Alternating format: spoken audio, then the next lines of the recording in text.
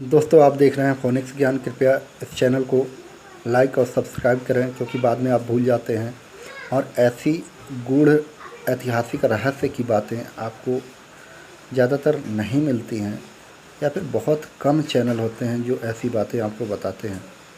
तो चलिए चलते हैं इतिहास में।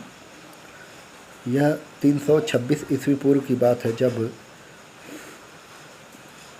सिकंदर अपने सैनिक शिविर में झेलम नदी के तट पर था।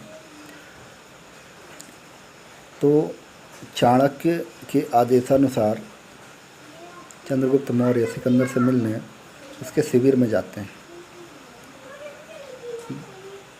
और वहाँ पर स्पष्ट रूप से बिना डरे हुए यह बात रखते हैं कि सिकंदर, आप हमारी धनानंद के खिलाफ़ लड़ाई में साथ दीजिए और आपको काफ़ी सारा सोना चांदी मिलेगा।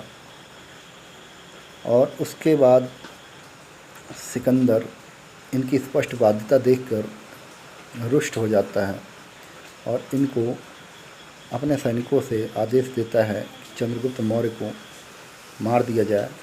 लेकिन चंद्रगुप्त मौर्य को चप्पे चप्पे का ज्ञान था उस जंगल का, इस वजह से वो अपनी जान बचाने में कामयाब होते हैं। दरअसल इसकी ज़रूरत क्यों पड़ती है, चंद्रगुप्त मौर्य क्यों जाते हैं सिकंदर के पास धनानंद के खिलाफ़, तो इसके पीछे की कहानी आपको भली भांति ज्ञात है कि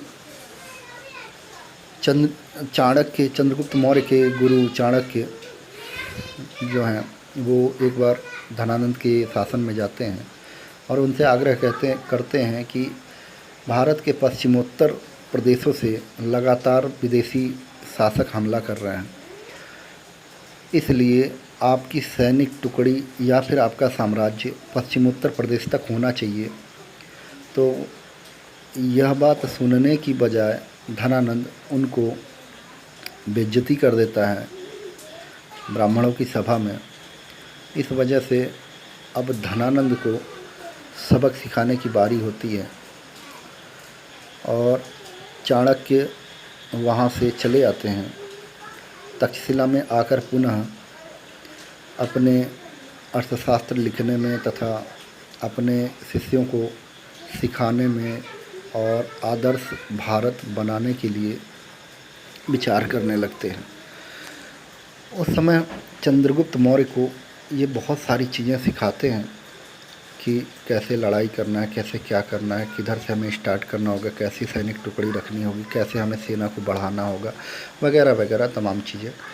तो इस दौर में चंद्रगुप्त सिकंदर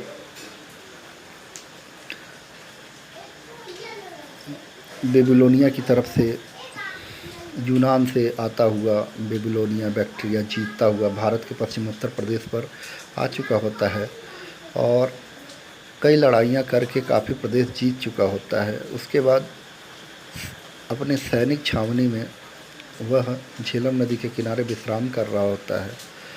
तभी चाणक्य चंद्रगुप्त मौर्य से कहते हैं कि आप कृपया जाकर सिकंदर से मिलिए और सिकंदर से मिलने के बाद उससे बात कीजिए कि वह हमें धनानंद से मुक्ति दिलाए।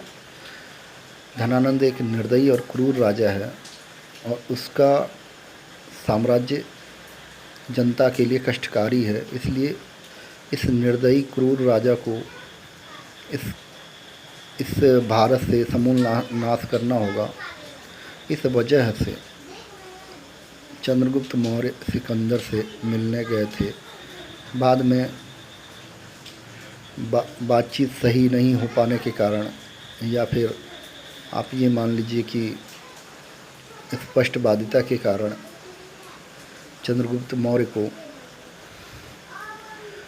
सिकंदर द्वारा अपने सैनिकों को आदेशित किया जाता है कि तुम चंद्रगुप्त मौर्य को मार डालो, और चंद्रगुप्त मौर्य वहाँ से जान बचाने में सफल हो जाते हैं। फिलहाल यह इनकी एक भूल थी जो बाद में सुधार ली गई।